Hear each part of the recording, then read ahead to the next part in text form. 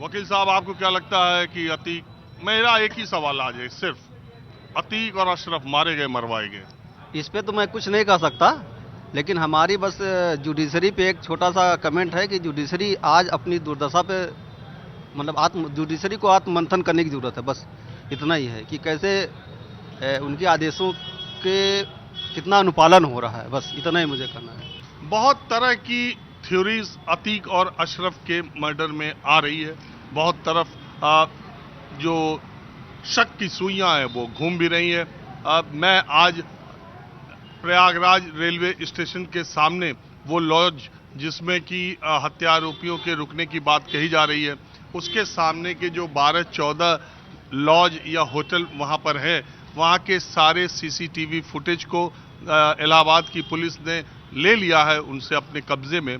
लेकिन उस पूरी लेन के लॉज में कोई भी कमरा अभी तक सील नहीं किया गया है, और सारे रजिस्टर्स मैंने भी देखे हैं, उसमें उस उम्र का या उस नाम का कहीं कोई किसी रजिस्टर में मुझे गेस नहीं मिले। शायद नाम बदल के वो रुके थे या किसी दूसरी जगह रुके थे, अभी इसका भी पता नहीं चला है।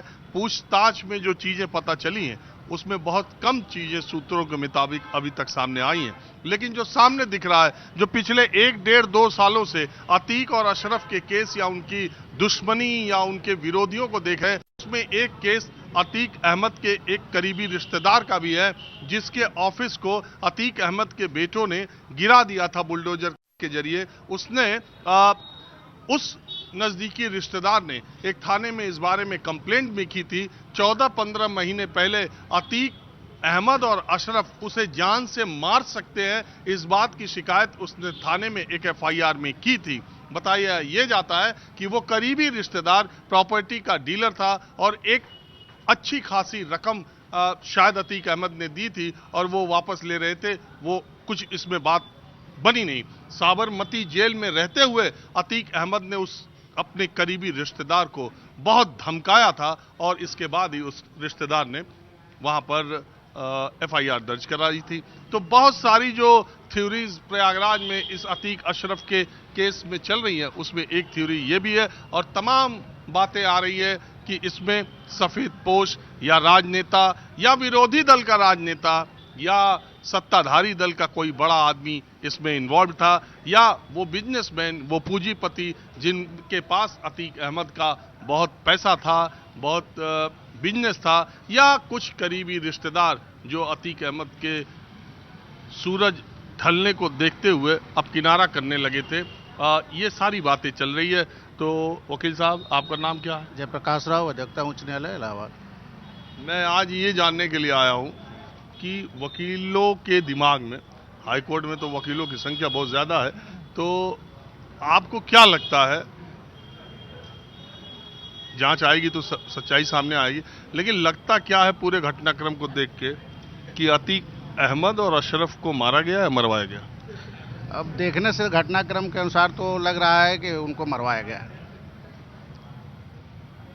जिस तरह की घटना दिख रही है फुटेज में, जिस तरह से पुलिस वाले बिल्कुल लग रहा है कि स्वागत कर रहे हैं, खड़े होकर किनारे जो है, गोलियां चल रही हैं, AK-47 हाथ में है, उसके बाद भी अंधाधुंध फायरिंग हो रही है, उसके जवाब में एक भी राउंड गोली नहीं चलती है और ऐसे पकड़ा जाता है, जैसे लग रहा है भरत मिलाप हो रहा हो। तो इस तरह की चीज़ें नहीं होनी चाहिए। देखिए, एक बात है, अगर आप पुलिस वालों को कहते हैं तब आप मरवाया गया दूसरी तरफ की बात करते हैं। एक दूसरी ये है कि जितने सेकंड में वो घटना हुई, एक बार एक मशहूर किस्सा है, मैं बता दूं दर्शकों को। एक पायलट, उसने अपने जहाज को, फ्यूल कम था, ईंधन कम होने लगा, कुछ इमरजेंसी सिचुएशन थी, तो उसने अपने प्लेन को लैंड करा दिया पानी पर, और उसके बाद जब उसके खिलाफ शिकायत हुई अदालत में, तब वो कहा गया कि आपने इतने यात्रियों की इतना जीवन को खतरे में रखा, और अगर आपके खिलाफ ये कार्रवाई वो कार्रवाई, जब बातें कही गई, जज ने कही, जब जो ट्रिब्यूनल था या जहां भी उसको पेश होना था, तो उस पायलट ने ये कहा कि जितने वक्त में आपने घटना का विवरण दिया है, फैसला लेने के लिए मेरे पास उतना ही वक्त था, और मैंने जो फैसला लेना था ले लिया और बाकी लोगों की जान बच गई। तो ठीक इसी तरह 13-14 सेकंड में ये पूरी घटना घट गई। पुलिस पिस्टल उन्होंने तुरंत फेंक दी, पुलिस ने उनको दबोच लिया। तो कई बार आप पुलिस पर अगर सवाल उठाते हैं कि वो ढीला ढीला था या पुलिस ने रात में 10:15 बजे बरामदगी कराई और पुलिस जब उसको प्रिजन वैन में ले जाना चाहिए था तो एक सिंपल जीप में इतने बड़े कुख्यात अपराधियों को क्यों ले जाई जबकि उन पर इतना खतरा था।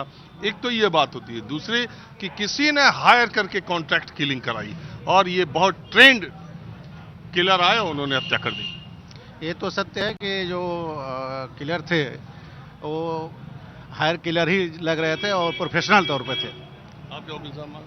मेरा नाम राजेश श्रीवास्तव है और मैं इसी उच्च न्यायालय में अधिवक्ता हूँ।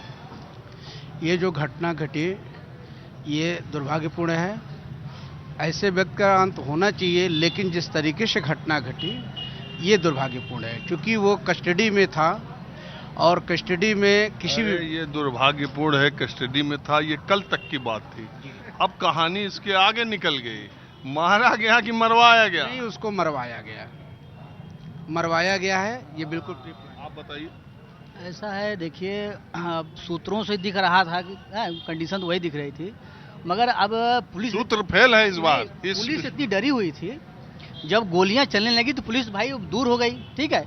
अब वो उतने जितने में वो एक्शन लेते तब तो पुलिस पकड़ ली। अब उसमें आप क्या इमेजिन करिए, वो तो बात की बात है, मगर ये है कि हादसा तो हुआ जो कि नहीं होना चाहिए। ऐसा मतलब जो हादसा हुआ ये नहीं होना चाहिए था, पुलिस को एक्शन लेना चाहिए था, मगर वो डर की वजह से नहीं लिया, जो भी हो नहीं ली, अब उस वजह से हो गया हादसा। भाई पुलिस डरी हुई थी, इसके पहले 2 लोग मारे गए, उसके पहले भी मारे गए, तो पुलिस डरी हुई थी। उसमें 2 पुलिस वाले भी मारे गए, उमेश पाल में। हाँ भाई डरी हुई थी। अब उसमें हम भी ना मारे जाएं इस चक्कर में, तो हो सकता पुलिस अपने एक्शन लेते लेते तब तक तो हो गया, 20 सेकंड या 10 सेकंड में हुआ। तो दूसरी बात यह है वकील साहब कि कोई वो ट्रेंड कमांडो पुलिस वाले थोड़ी अतीक अशरफ को लेके जा रहे थे। हाँ कि वो कमांडो और थाने के सिपाही थे। और थाने के सिपाही किस चीज में मुस्तैद रहते हैं तब ये आपको पता ही है। तो वो अतीक को ले जाने में कितनी मुस्तैदी दिखाए, बताइए क्या? और वो समय भी ऐसा था, 2-3 दिन से लगातार वो ले जा भी रहे थे मेडिकल के लिए, रूटीन चेकअप के लिए, तो कहीं से उनको आशंका थी ही नहीं कि इस समय ऐसी स्थिति घटेगी। और वो तो पूरा उनका इलाका है, वहाँ तो उनका जमता था अड्डा, वहाँ तो सारी चीजें 20 साल तक कोई अतीक अहमद नाम नहीं ले सकता था। तो ऐसी जगह पे कोई कल्पना कर भी नहीं सकता था कि कोई घटना ऐसी घटेगी। उसके बाद भी जो है इतने ट्रेंड शूटर थे, इतनी बढ़िया महंगी देखिए वो पिस्टल उनकी दिखाई दे रही है, और इतनी बड़ी साजिश थी कि कोई भी हतप्रभ हो जाता। उसके बाद भी जो है पुलिस वालों ने उनको पकड़ लिया, खुद सरेंडर उन्होंने करने की कोशिश भी किया, तो उस लिहाज से चीजें तो ठीक है। उनके हाथ में पिस्तौल होती और पुलिस वाले पकड़ लेते तो थोड़ा बहादुरी मैं भी मान लेता। उन्होंने पिस्तौल फेंक दी, हाथ ऊपर कर दिया, एक लेट गया, बोला सरेंडर। बात एक वो भी डरी गए थे, एक्चुअली हतप्रभ हो गए थे, लेकिन उन लोगों का खुद प्लान ही ऐसा था, कोई स्क्रिप्ट रचना इतनी बढ़िया की गई थी कि कैसे आना है, कैसे मारना है और कैसे सरेंडर कर देना है।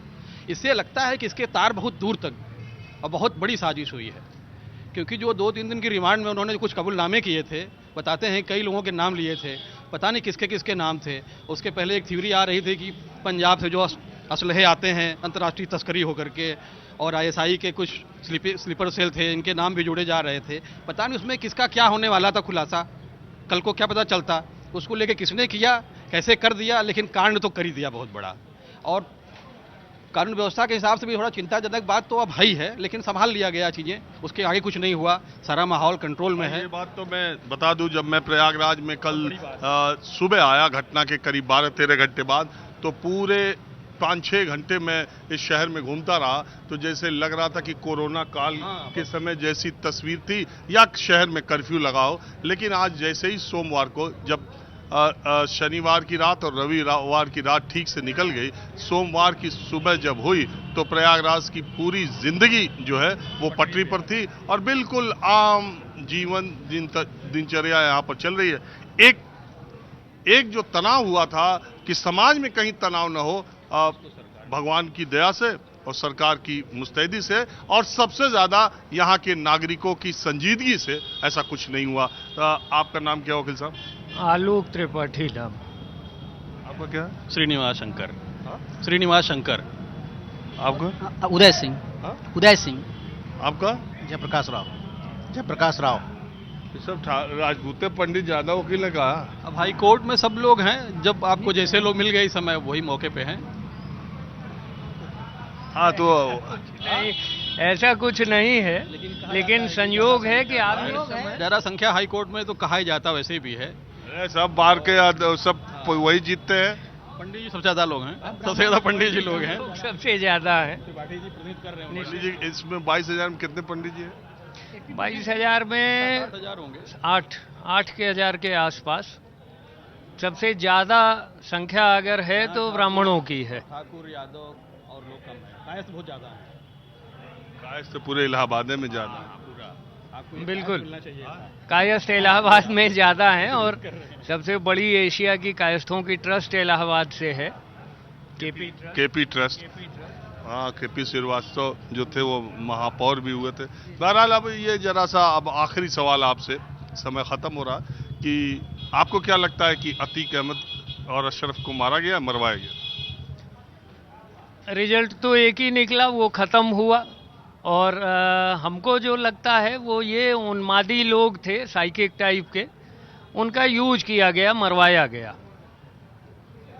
और हैं ऊंचे लोग हैं, रसूख वाले लोग हैं। अतीक की पिछले 2 दिन की जब आप बाइट सुनिए, प्रतिक्रिया सुनिए, जो वो पुलिस कस्टडी में रह के बोल रहा था, तो वो कबूल भी कर रहा था, और कबूल करने के साथ कहीं ना कहीं पीछे से लोगों को धमकी भी दे रहा था कि छूटने दीजिए, उसके बाद मैं इंतकाम लूंगा। तो इन सब से यही लगता है कि कुछ ना कुछ इसके पीछे बड़े लोगों का हाथ है, साजिश है। वो आगे पुलिस की इंक्वायरी में खुलेंगे राज। अच्छा, एक बात बताइए, आपको क्या लगता है कि इसका सच सामने आएगा या पर्दा पड़ जाएगा? अब सरकार ने जुडिशियल कमेटी बनाया है। अरे कमेटी तो 1000 बनती रही। सुपरवाइज करेगी पूरे मामले को। पहले सुप्रीम कोर्ट कर रही है सुपरवाइज अतीक के बेल को लेकर सारी बात, कि भाई कोई खतरा था, उनके जान को कह रहे थे वो लगातार। तो चूंकि बहुत उलझी हुई कहानी है, बड़ी पेचीदगियां हैं, बड़े किरदार हैं, और बहुत बड़े आतंक का एक तरह से अंत भी हुआ है, बहुत बड़े आदमी की बात है, तो उसकी जो पुराना इतिहास कहता है कि जांच होगी, गवाही होगी, बयान चलेगा, रिजल्ट कुछ न कुछ तो मिलेगा ही, लेकिन वो कितना सच होगा, कितना असच होगा, ये तो वक्त बताएगा।